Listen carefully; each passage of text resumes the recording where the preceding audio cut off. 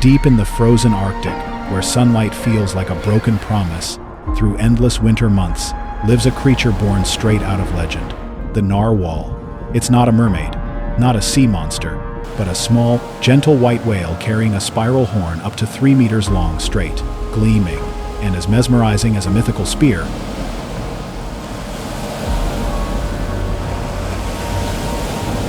That horn, which is actually a tusk extending right through the upper lip, has turned the narwhal into a living symbol of the Arctic's magic and mystery. This extraordinary creature has been woven into the Inuit spirit and survival for thousands of years.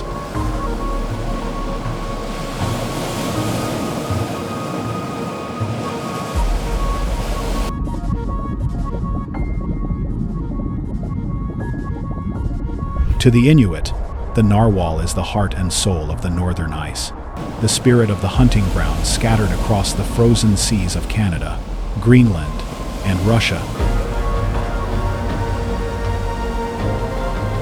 They're true citizens of the ice world, thriving in conditions most mammals couldn't endure. They dive miles beneath the dark sea, chasing flounder and squid through an underwater wilderness where pressure crushes and light never reaches. Their lives are a delicate dance between life and death, surfacing through narrow cracks in the ice, called polynyas, just long enough to breathe before vanishing again into the cold black deep.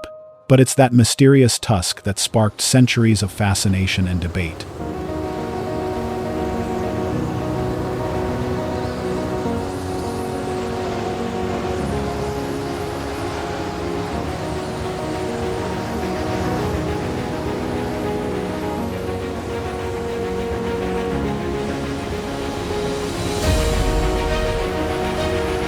For hundreds of years, when narwhal tusks washed up on European shores, they were hailed as treasures of magic, believed to be the horns of unicorns, said to cure every illness and neutralize poison. Kings and queens paid fortunes for even a fragment of it, sealing its place as one of the ocean's greatest legends. For the Inuit, though, the narwhal's tusk is not some mystical ornament, it's life itself.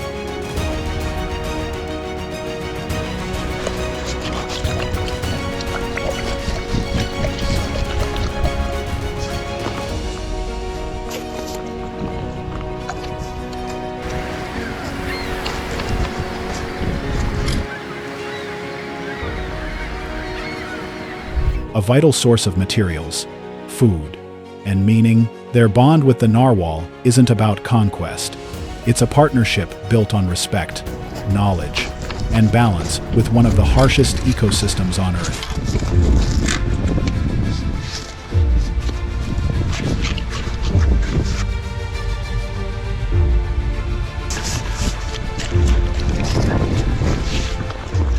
In a world where danger hides beneath every frozen wave, hunting the narwhal is both a survival art and a sacred exchange between human and nature. It's a tradition whispered through generations, carried in the silence of kayaks and the weight of carved harpoons.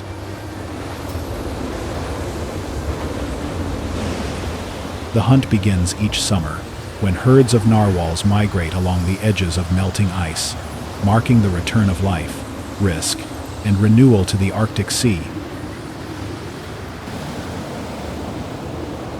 This is the golden season, when the sea finally opens up, giving hunters a short window to gather the protein and energy they'll need to survive the long Arctic winter. Hunting narwhal isn't a sport, it's an art form. It demands endless patience, absolute silence, and an almost supernatural ability to read the ice, the current, and the rhythm of the waves.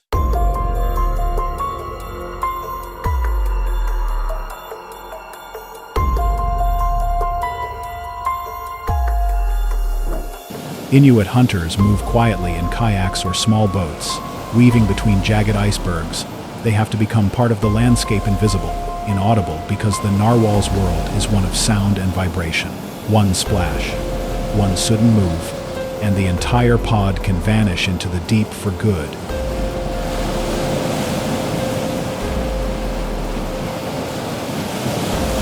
When they finally spot a pod, no one rushes in. They watch, they wait, learning to predict when and where the whales will rise to breathe. It's a test of instinct, almost a psychic connection between hunter and prey, forged by centuries of survival in the same frozen world.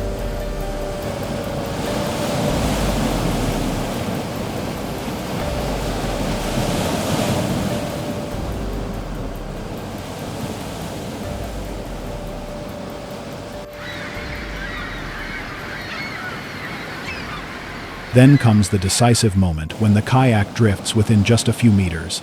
The hunter raises a traditional harpoon tied to a strong rope. The throw must be perfect, clean, sharp, and as humane as possible. Attached to the harpoon is a sealskin float, not just to mark the whale's location, but to slow it down, preventing the wounded animal from diving too deep and disappearing into the dark. Once the whale is secured, the whole community comes together. They tow it back to shore, sometimes to flat ice floes.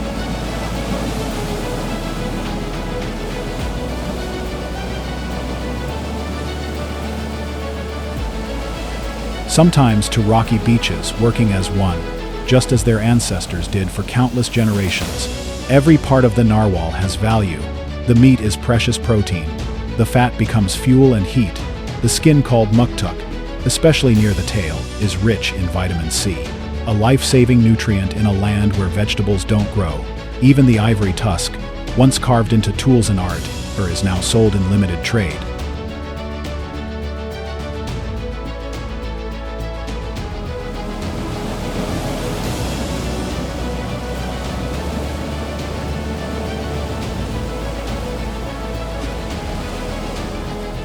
Helping Inuit families buy fuel, ammunition, and other essentials needed to survive in a changing Arctic. But today, this ancient practice faces new limits.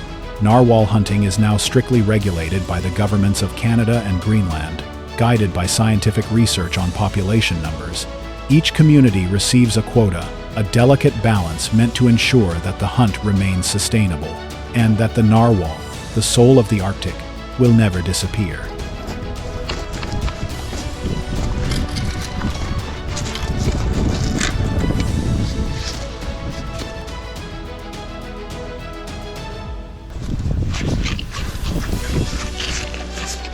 The balance between ancient tradition and modern conservation is a fragile one.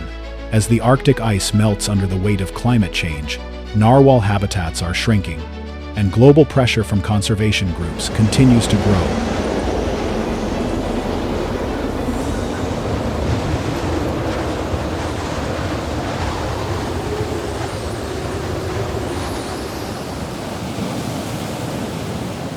For the Inuit, this is more than a policy debate. It's a crossroads. They must fight to preserve a way of life passed down through millennia, to hunt not for sport, but for survival, while facing the undeniable truth that the natural world itself is in danger. Yet beyond all the rules, beyond the politics and the controversy, the narwhal remains a bridge between human and myth, between science and spirit. Its twisted tusk isn't just a tooth, it's a living sensor.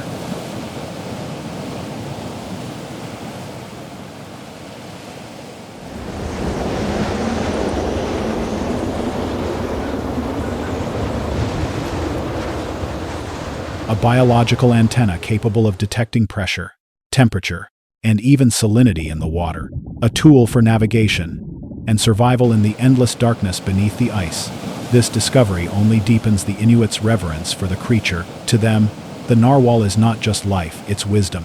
When the hunters return home, their catch is more than food. It's proof of harmony, a reminder of their sacred bond with the sea, the wind, and the unseen rhythm of the universe.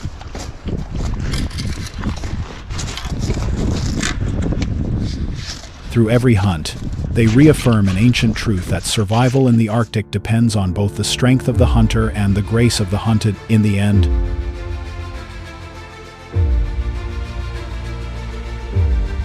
the narwhal is not the enemy. It's a teacher, a companion on a journey that has lasted for thousands of years across one of the loneliest, whitest edges of the world. But far from the frozen Arctic, in the North Sea and the frigid waters along Europe's coasts.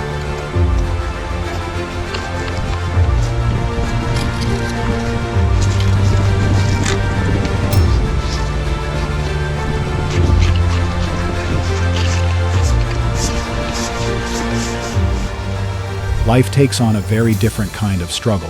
Here, the ocean isn't a quiet sanctuary. It's a battlefield. The cold bites, the waves crush, and in a place where the line between man and machine blur, survival depends not on instinct, but on technology and steel, aboard the massive trawler known as the Eye of the Sea. Everything revolves around one thing: the golden catch. Not a few fish, not a ton, but dozens.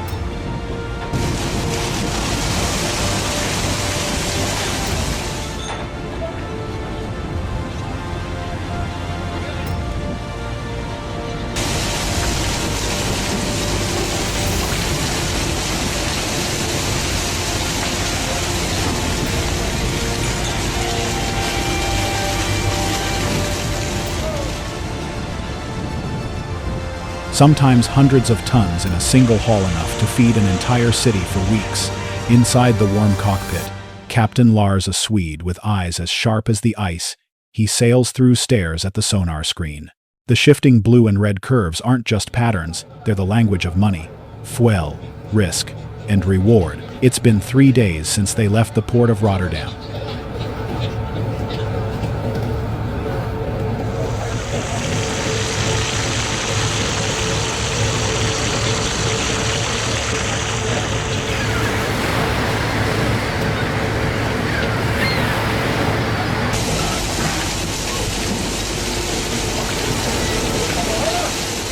Below deck, 15 men are preparing for their biggest job yet. No fishing rods, no traps. Their weapon, a woven monster of nylon and steel, the trawl net, but calling it a net hardly does it justice. It's not just a bag, it's a machine of precision, an architect of the hunt, a weapon built to harvest the ocean itself.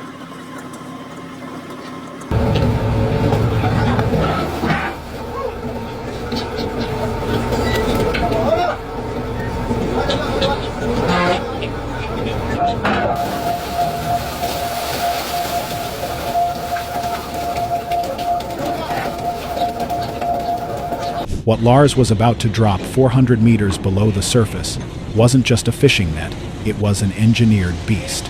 Its mouth stretched wider than a football field, held open by 2 enormous steel plates called trawl doors. Each one weighed several tons and sliced through the water with hydrodynamic precision, plowing the seafloor or hanging suspended in the current, forcing the net open like a gaping maw, devouring everything in its path.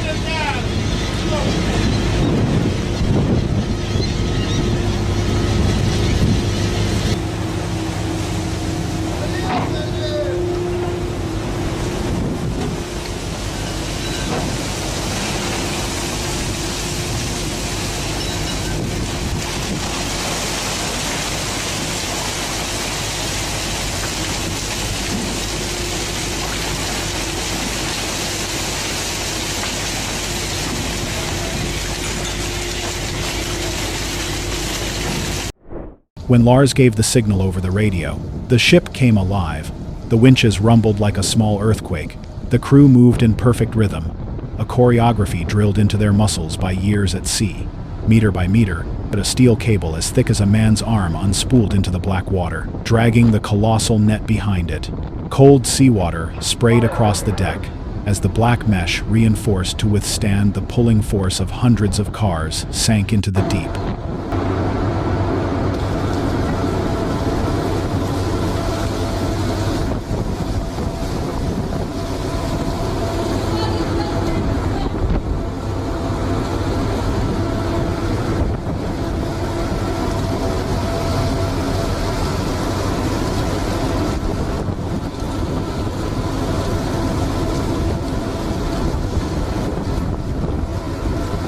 This was the moment when human power met the raw, unpredictable force of the ocean. Hours passed in tense silence.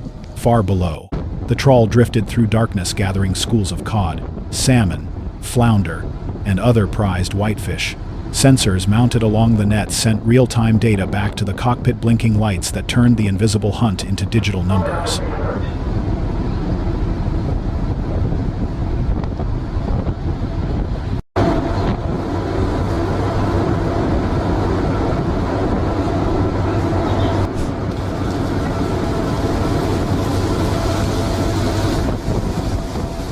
Lars watched the pressure gauge on the cable. A tiny fluctuation could mean anything: a massive catch, or a disaster if the net snagged on a reef or a forgotten wreck. This wasn't just a story of tons of fish. It was a story of hydraulics, of precision engineering, of mankind's attempt to master the deep with machines.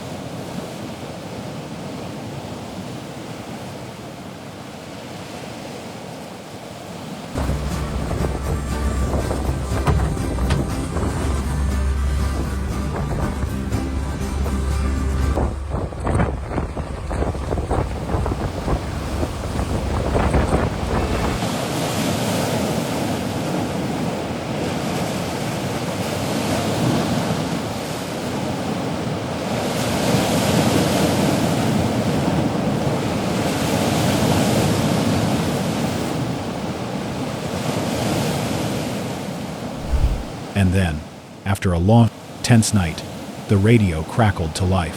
Haul it up, close the hold, prepare to receive the cargo. That was when the real storm began, not from the sea, but from within the ship itself. The eye of the sea's hydraulic winches roared like wounded beasts, straining against impossible weight. The process was slow deliberately, so pull too fast, and the sudden change in pressure could burst the fish's air sacs, ruining the meat, or worse, tearing a net worth more than a house. Steel screamed against steel, the sound echoing through the hull like the ship itself was groaning under the invisible weight of the ocean.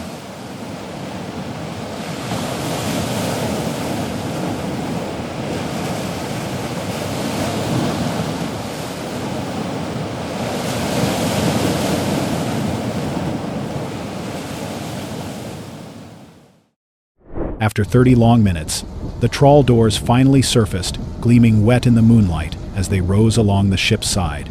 But this wasn't the catch. Not yet. These doors were just the heralds, the guides that led to what was still waiting below, the true prize of the deep. He knows what this voyage means. Ships like his machines of power, precision, and profit have changed the ocean forever. This is the price of progress. The fragile balance between feeding the world and preserving what's left of it. It's the burden every modern trawler carries, the weight of abundance and the shadow of depletion.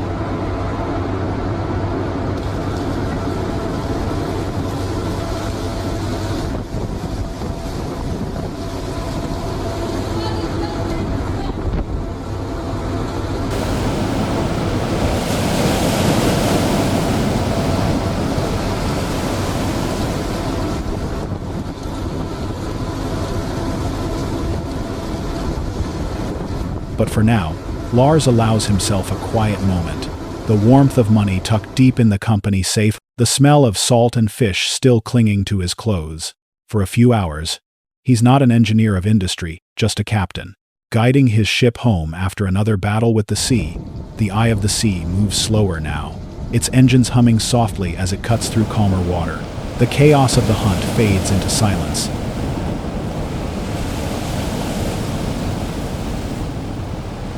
"15 exhausted men sleep scattered in their narrow bunks, rocked gently by the waves. The roar of the winches has been replaced by the rhythmic thrum of the diesel engines. A lullaby for men who've conquered the deep. They're no longer hunters tonight, only guardians of their cargo, protectors of the ocean's bounty resting below." Lars leans back in his worn leather chair, coffee steaming in his hand. He opens the logbook. 7 days at sea, 3 golden hauls, 6 standard ones. Each line tells a story of risk, exhaustion, and survival, bought one catch at a time.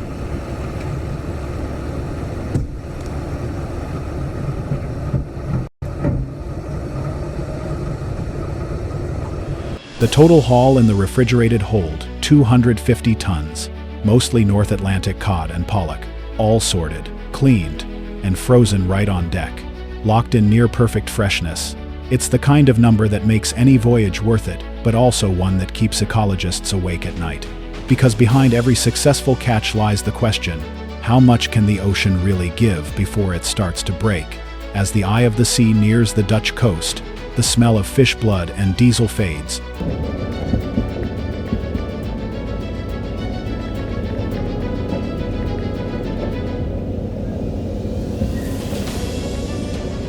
Replaced by clean sea air and the damp scent of land, The crew stirs, not for another shift, but for the final act unloading. At dawn on the 8th day, the trawler looms into the port of Eoden, one of Europe's great seafood markets, where their long, sleepless labor will finally turn into cash. This is the moment of truth. The unloading begins, a ballet of machinery and precision. Crates of fish, stacked like gold bricks, are hoisted out by shore cranes. Each one is weighed, logged, checked, then rolled to the auction floor.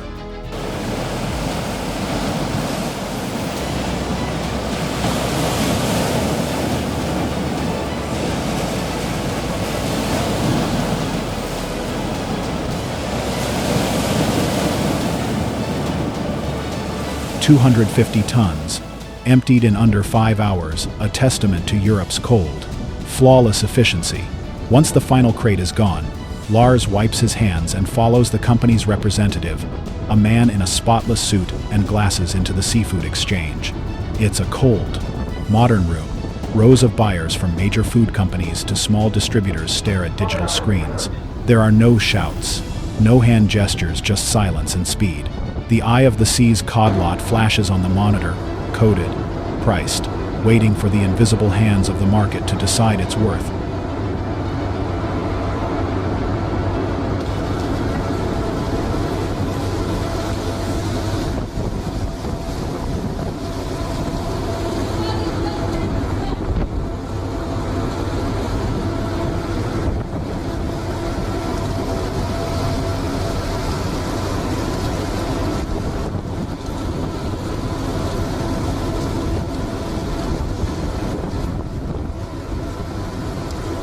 Today, the global industrial fishing fleet pulls an estimated 80 to 90 million metric tons of fish from the ocean every year, according to data from the United Nations Food and Agriculture Organization (FAO).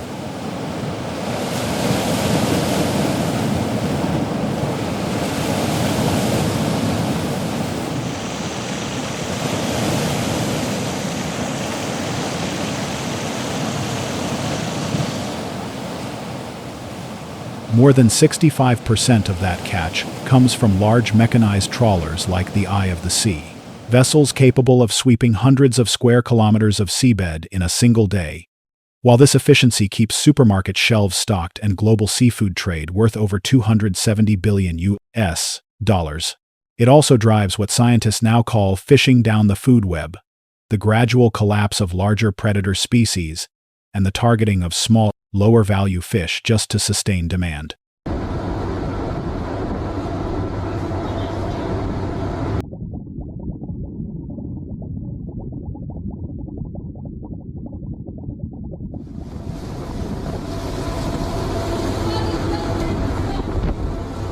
In the North Atlantic alone, cod populations, once the backbone of European and Canadian coastal economies, have declined by nearly 90% since the mid-20th century. Marine biologists warn that without stricter quota enforcement and sustainable practices, trawlers could empty entire ecosystems faster than they can recover. So while Lars and his crew sail home with their well-earned prize, the question echoes across every port. How long can the sea keep giving before it's finally fished to silence? Two worlds.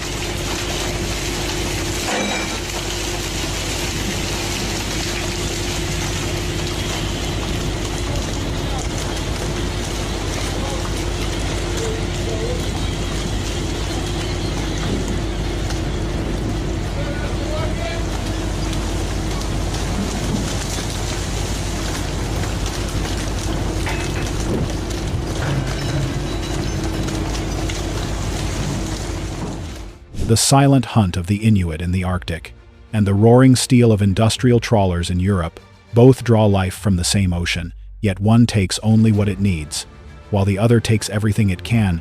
So the question is, where do we draw the line between survival and greed, between tradition and technology, between honoring the sea and consuming it to death?